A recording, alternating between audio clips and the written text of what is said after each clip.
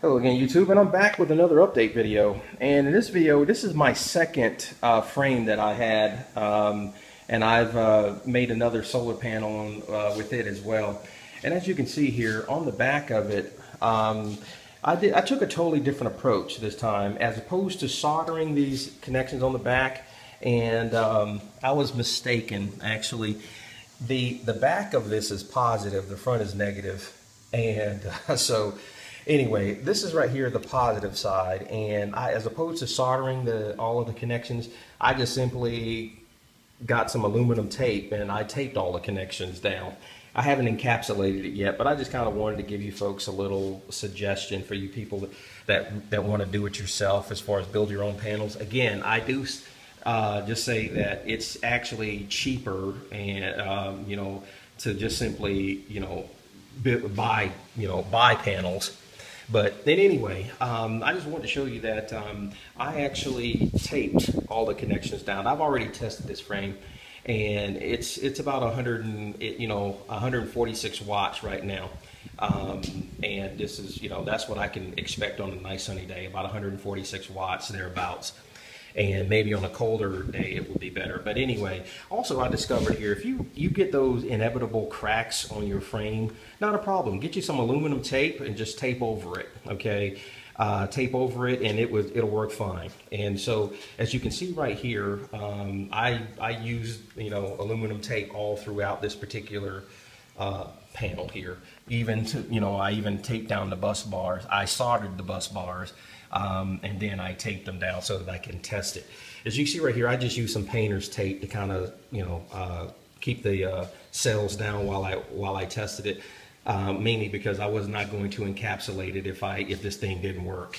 So anyway, as you can see, I've used painter's tape. I've tested the panel. It puts out about 19.4 volts at about 7.2 amps, which is good, which is a good panel. This is a good 12-volt panel.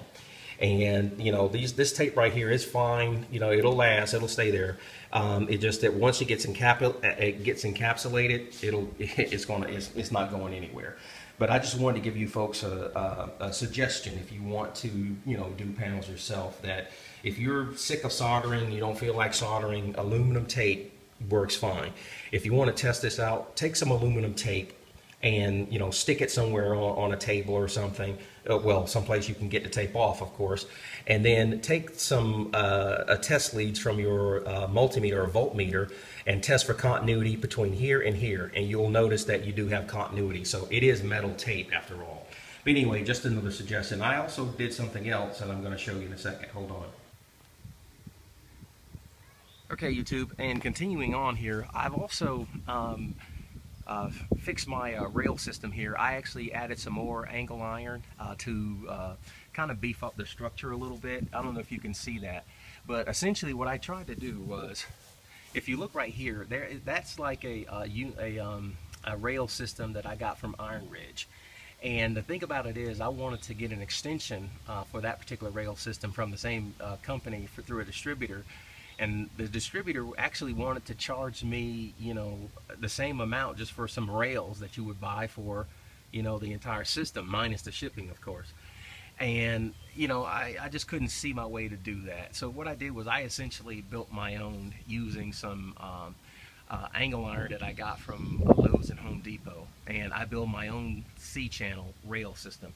And as you can see, it looks a little different than what I had, but it's just an extension of what I have here. So for you folks that are thinking about doing it yourself, a rail system, you can do it, and you can build it yourself, and obviously for cheaper. They wanted to charge me like 90 to, I think, a little over $90 a rail. And you can go to Home Depot and get that for less. And I kind of built my own unistrut, if you will.